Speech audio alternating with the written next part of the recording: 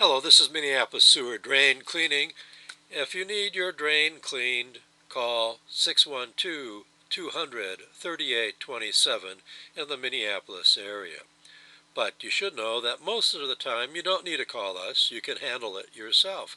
In this very brief video we'll talk about the basics that you should be aware of in terms of doing it yourself when you need to clean a drain. Now there's some basic tools that you should consider owning if you don't already, the most basic of which is the plunger. If you don't have a plunger in your household, get one. They cost $5, $10, maybe as much as $15, but usually $5 to $10. You can get a good quality plunger at your local hardware store. Get one. Next on the list of possible tools that you might want to add to your tool chest is the cable auger or plumber's snake. This is a tool that comes in very handy for dealing with drains, and sinks in particular, that may clog up where the clog is behind the wall. And you want to have either a handheld self-enclosed one, as here, which is I got a handle grip and then a canister that holds the cable and a crank that you turn. The alternative is to just get the cable itself. You can find the cables and they'll have a metal sleeve that slips along the cable that's offset that you use your hands to kind of rotate. I typically recommend that folks get the hand pistol grip approach, because this hand one, while it works well, and if your experience is all you really need, for the extra $5 for the handheld, the pistol grip one, I think most people are going to have better success with the hand crank on the pistol grip approach than with this cable, because it can kind of rip up your hands a little bit if you don't know what you're doing, you're not experienced. The next tool that comes in handy, and this tool is specifically designed for toilets. If your toilet backs up, you should know that when the toilet is flushed, water is forced back, down, and then up, and then back down within the back of the toilet itself. This top of this bend is where most clogs occur, and it's helpful to have a tool that's specifically designed for toilets, and that's what the closet auger is. It's got a rigid base, a crank on top and a handle to hold on to, and about a 3-foot length of cable that is designed to angle up into the back flush area of the toilet, and it is really the tool designed specifically for toilets.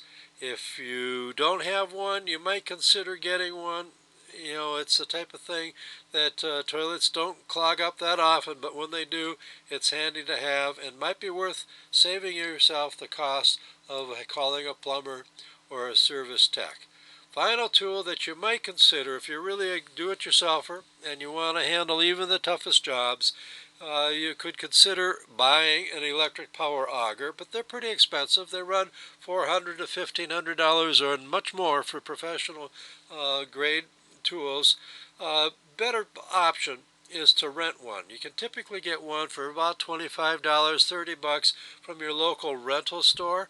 You might want to consider doing that if you've got a serious clog, if you've got maybe a sewer drain clog with tree roots that are blocking it and you want to try it yourself.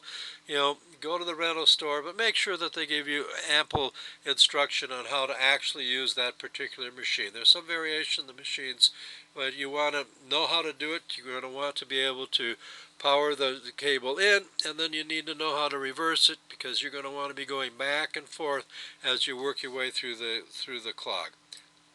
Now, the most common situation in the household is a sink drain, and this is initial tool to use is your old-fashioned plunger, and it's very simple. Now, how do you actually plunge a sink? First thing you got to do is make sure that you have the overflow drain properly stuffed, and if you have a double sink where there's two side-by-side sinks, you got to make sure that the drain on the additional side of the sink is fully stopped up with a rag or with hand pressure. Sometimes it's helpful to have a second person, holding these things down, so that when you apply suction, with the plunger that the suction action is working on the clog itself and not dissipating through the drain hole. Now when you plunge, what you want to do is make sure that the head of the plunger, the rubber part, is completely underwater. So if you need to, add a little more water to the sink so that it is completely submerged, and you want to push down, up, down, up, down, up a number of times in quick succession, and then you want to pull it off. And when you pull it off, what you're doing is you are pulling, creating a suction that is working on that clog. And you may well have to do this 3, 4, 5, 6, 7, 8 times until you dislodge the clog. If that doesn't work, then it's time to get out the snake and to use the snake to kind of slip it down the drain hole, the end, and then you crank it and you crank it and you try to keep feeding it until it gets to the clog. When you're turning the crank on your snake, what it's doing is it's causing the cable to twist and turn, and as it does that, will work its way around bends and corners. It's kind of hit as can be, but if you keep at it, you're going to be able to force that cable around the corners and to the clog and then through the clog. The other typical thing that happens in household is the bathtub. Now, bathtubs seldom really just clog overnight. Typically what happens is that your bathtub starts draining slower and slower, or you notice that when you're taking a shower that water is building up, backing up within the tub.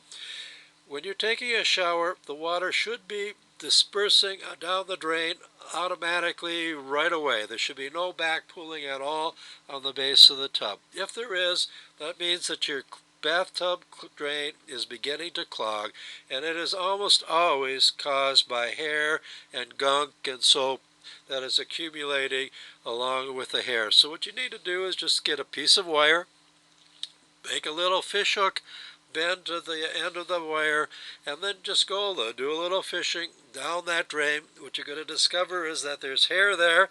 You want to pull a tuft of it up, and when you can, you just take it with your fingers, you pull it out. It's gunky, it's gross, but you got to do it. Just pull the stuff out, pull it out, go fishing for more, because there's usually quite a bit down there once you've started having a problem. These simple tips are all you really need to do in most cases when you've got a clogged drain. Now, if these don't work, then it is time to call your professional. And again, if you're in the Minneapolis area, call us at 612-200-3827. We'll make sure that a trained, qualified professional shows up at your house. Now, if you've got a serious problem, your basement drain is backed up, you've got sewage on the floor, it's yucky, it's gross, we've seen it all. If you got a messy house, don't worry, we've seen it all. Give us a call, we could take care of it, we'll get it cleaned up, we'll get you back to normal. We know it's a headache, you hate it, it's yucky, but we're professionals and we'll take care of it for you. So if you're in Minneapolis, give us a call, 612-200-3827. And we'll make the day a lot better. We'll get it done right, and we'll get it done quickly.